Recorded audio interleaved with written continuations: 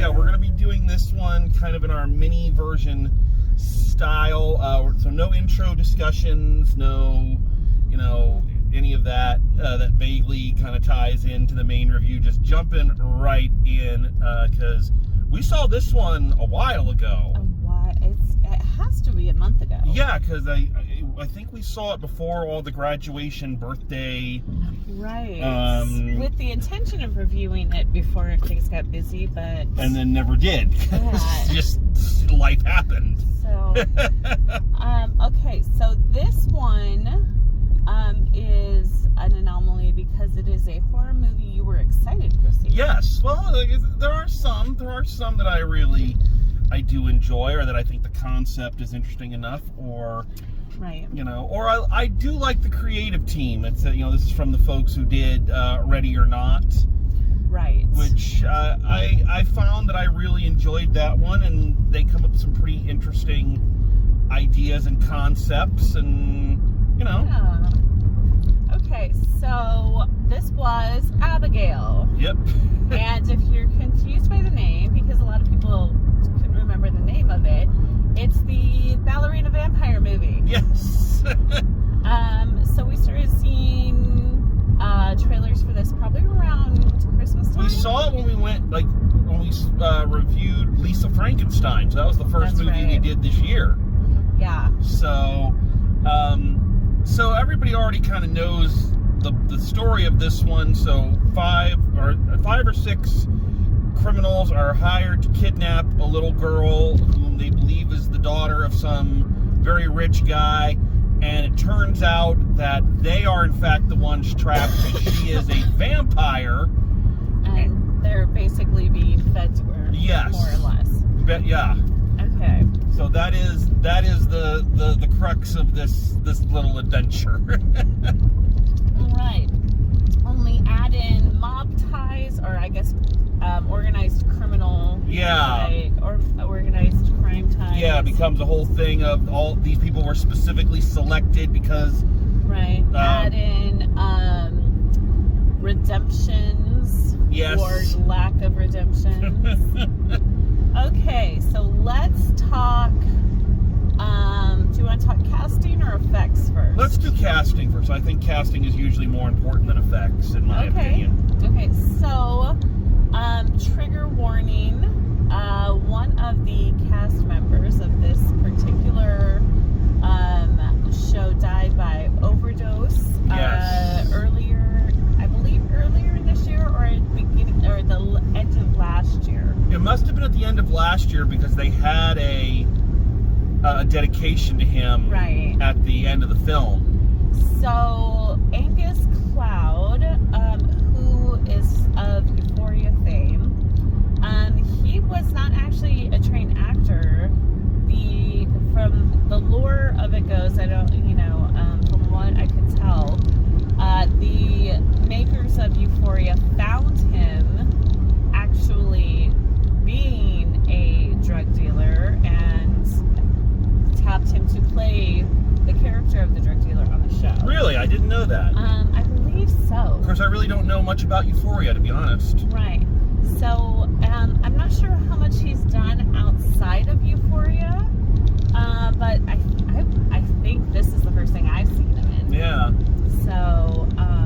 So I think, especially as predominantly untrained actor, he did a pretty great job. Yeah, you're right. Pulling off his characterization.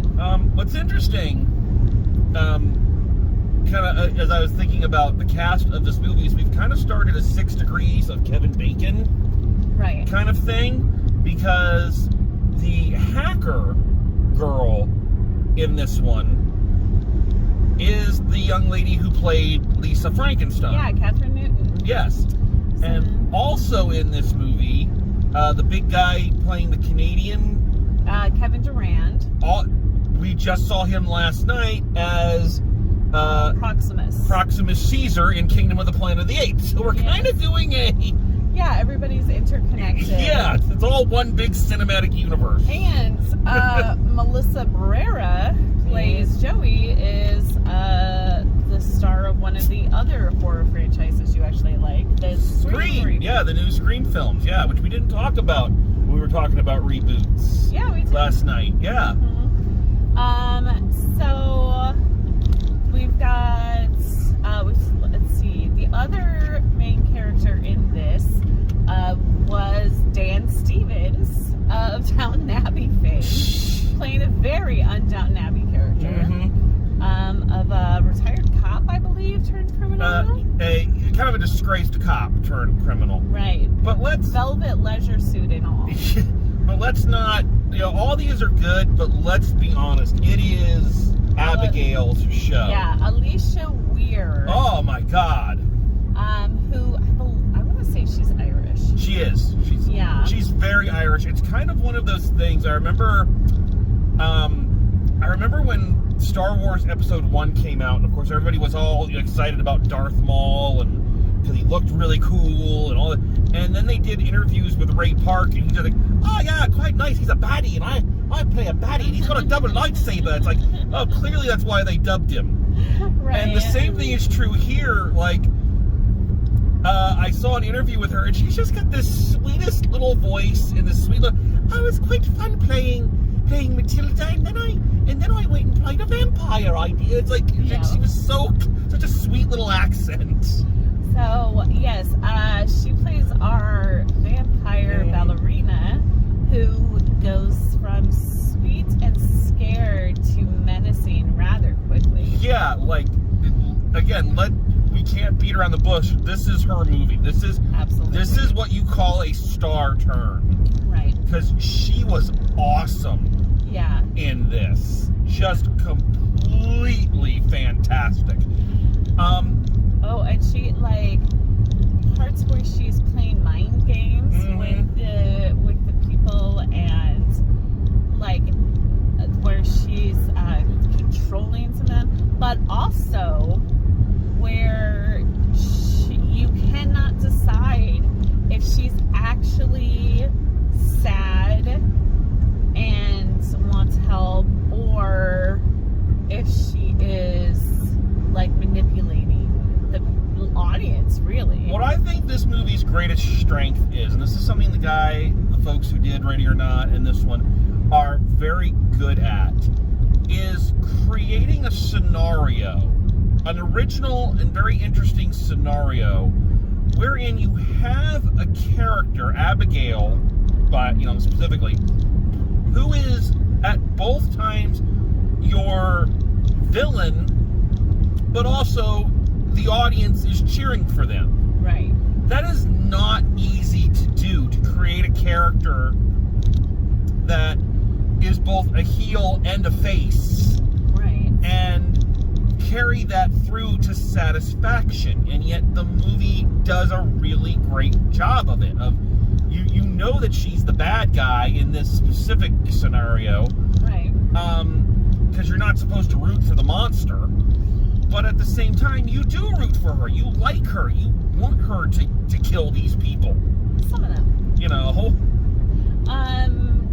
Giancarlo Esposito also has a pretty significant role in this, as well as Matthew Good. So I just wanted to mention them as well.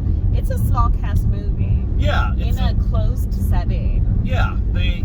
That's another thing they like, is this small cast, one location, and what fun can we get into in that kind of limited space with this limited number of characters. Now, like, closed location does not mean bad location. Oh no, the location's fantastic. The setting was kind of amazing. I'm wondering how much of that was soundstage and how much of it was an actual place. Right.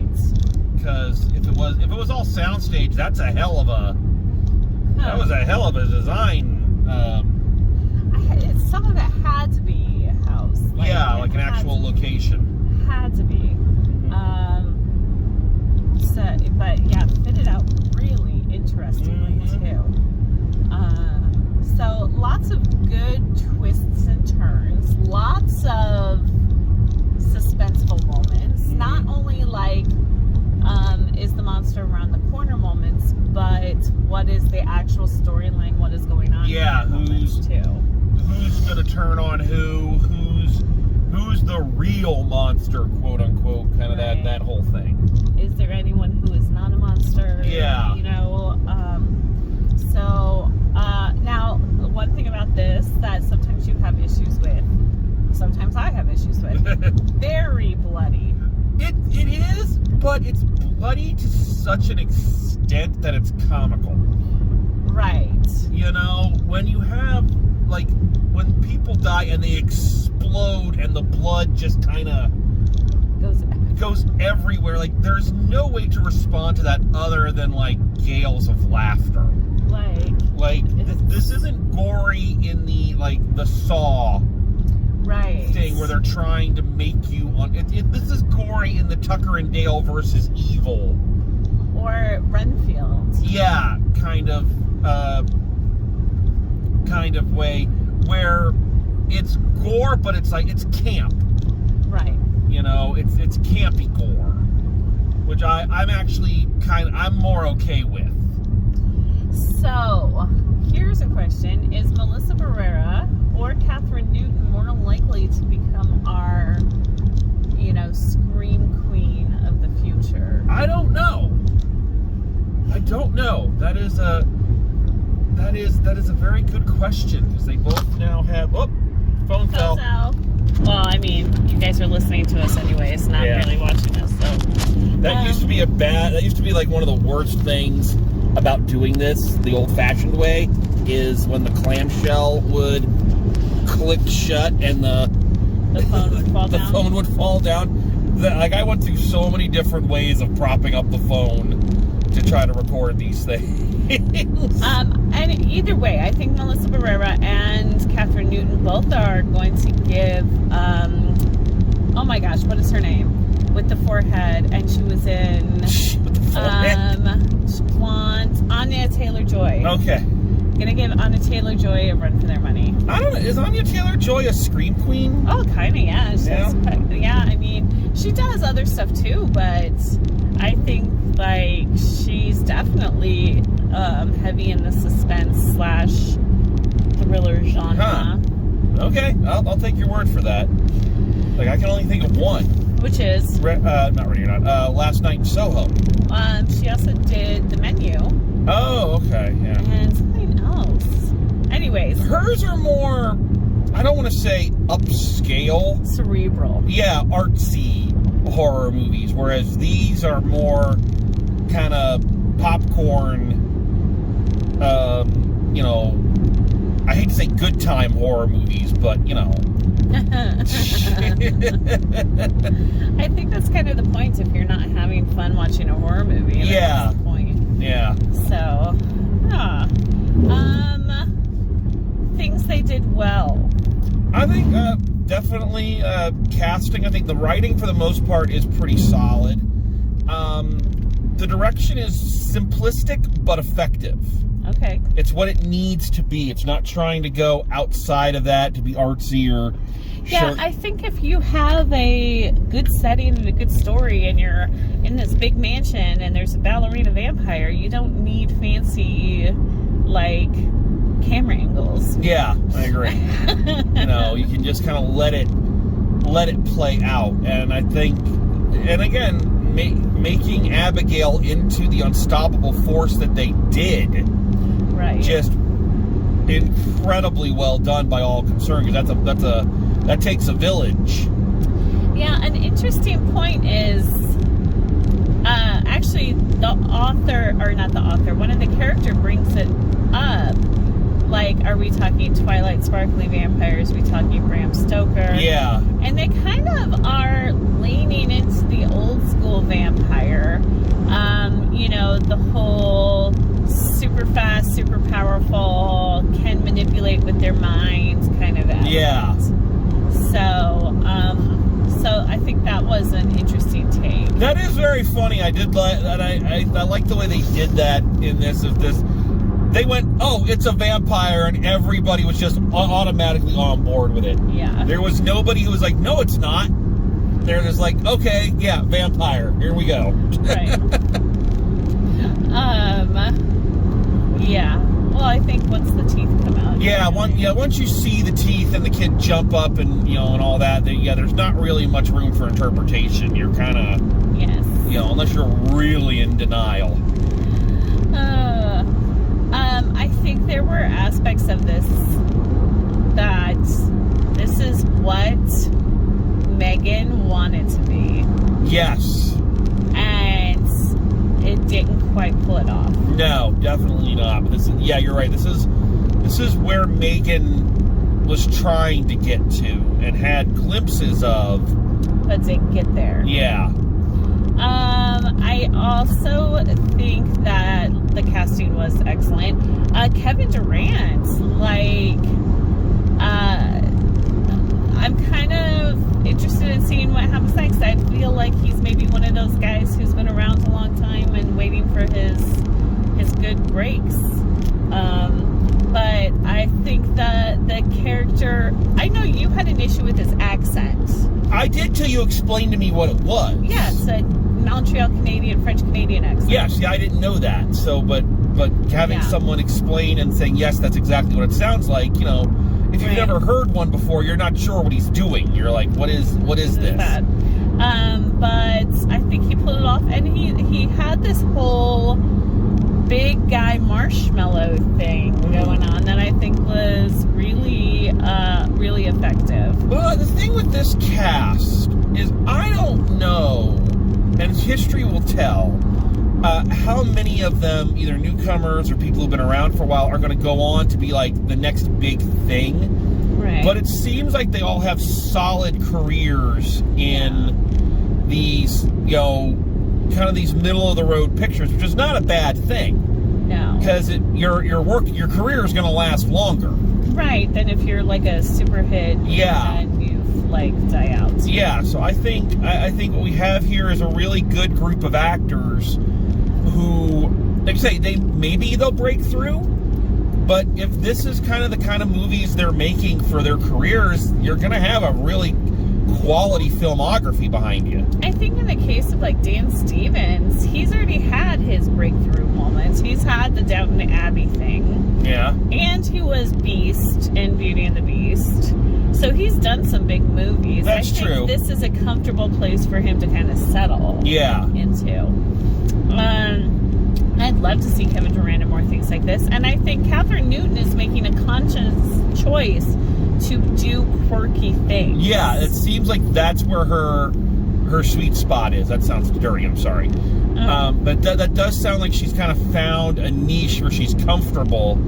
And she does very well in it. She's very good at these quirky, horror, offbeat, dark comedy kind of things. She's the young American Helena Bonham Carter. Yes.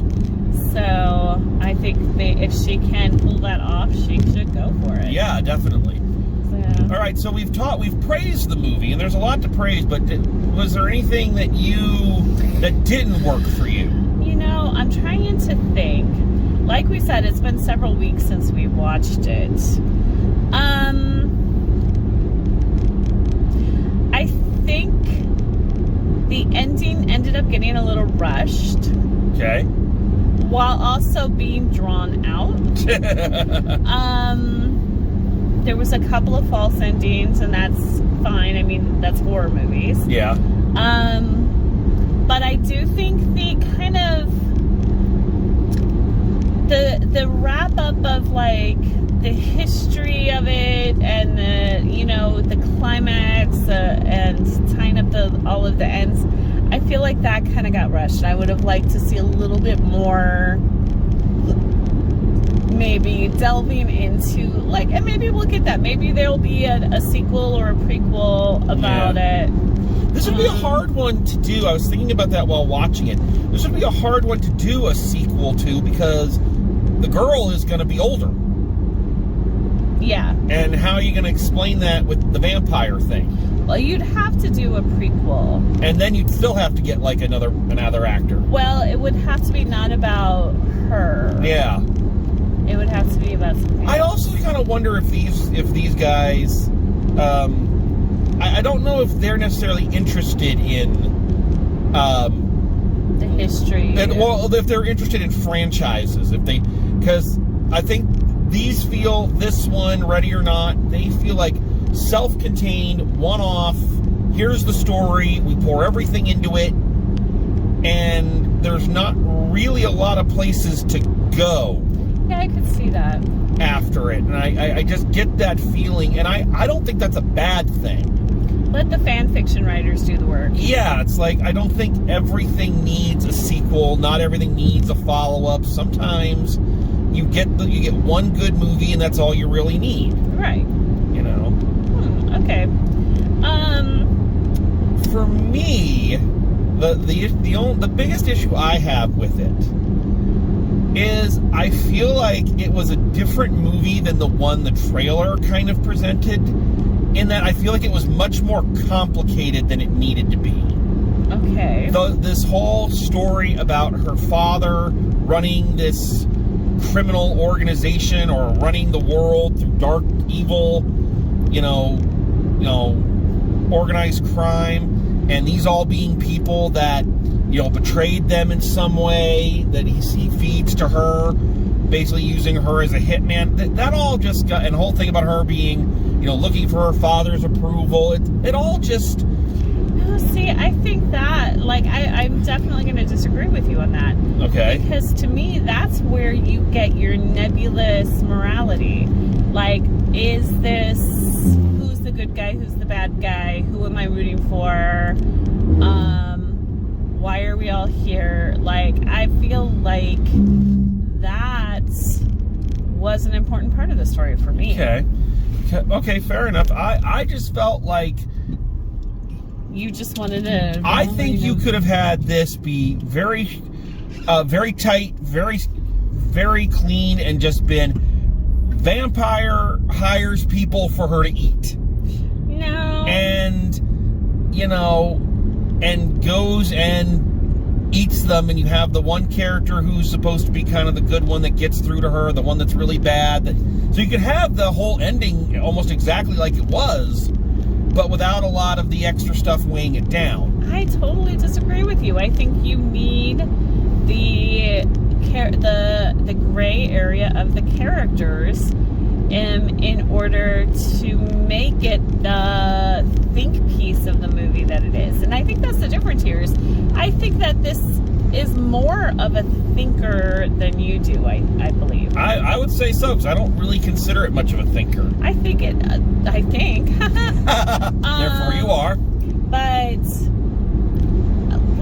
you have to consider, okay, are these all bad guys? Are these redeemable characters? Are these people who, yes, this woman wants to get back into her son's life. Does she deserve to get back into her son's life? There's so many layers to it that, to me, it's not just a monster movie. It is okay, do some people deserve to be eaten and some people not? Okay. And I think that is kind of the joy of a movie like this, is can you walk away from it having extra, is it going to make you think, yes, I had fun, yes, I was entertained, but also it's contemplative. That's a big word. So I think it needed it. And I don't think there's anything wrong with any of that. You're right. And I don't think the movie is bad because of it. I think this could have been just a great popcorn, bloodbath, monster eats people, and we don't have to necessarily feel guilty about watching the people get eaten because they're bad people. Well, here's the thing, is you have to decide what your opinion is, what your stance on art is, and is in the current era of our society, is it the responsibility of the people to make art to also cause you to think about societal issues? And I feel like if there is a chance to get someone to think about a societal issue, then an artist should do that. But there is arguments that, things should just be made for entertainment. Well, it is the neoclassical debate. Yes. So, decide that an artist should cause their audience to think. Of course, I am a person who works in public art, so maybe I'm supposed to think that way. But how about you? Do you think that things should exist merely for entertainment purposes? I think it's okay if they do. Okay.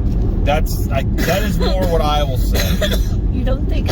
I think it is okay to just create something that is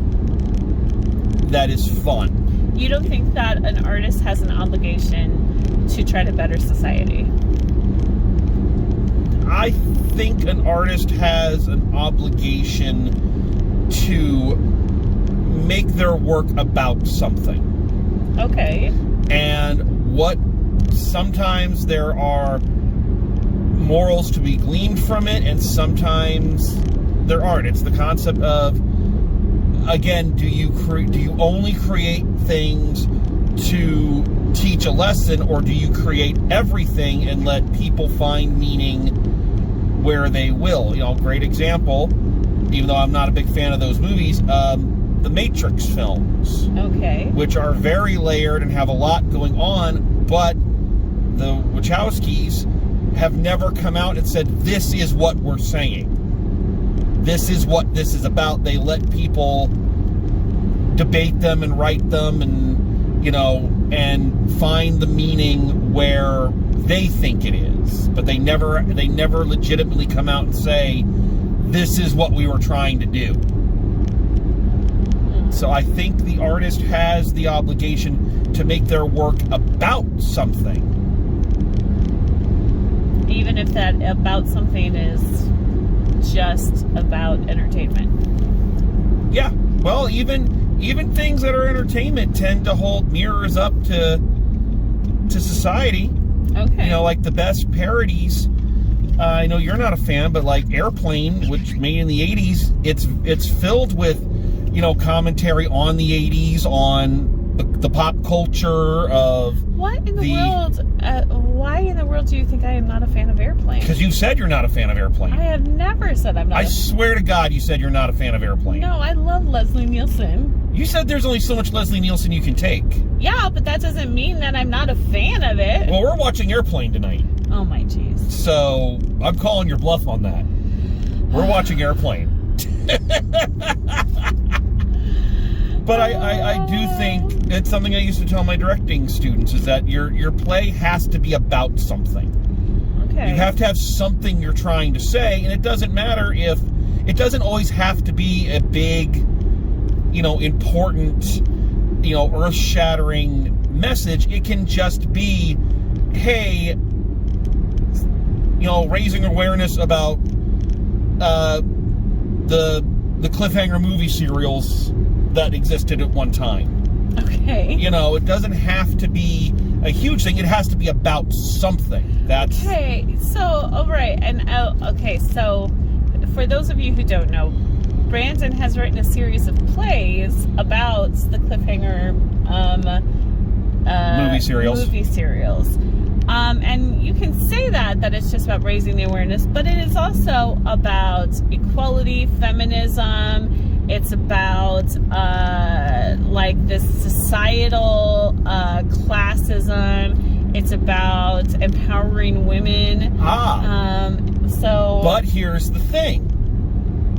Very little of that was in the original intention. Okay.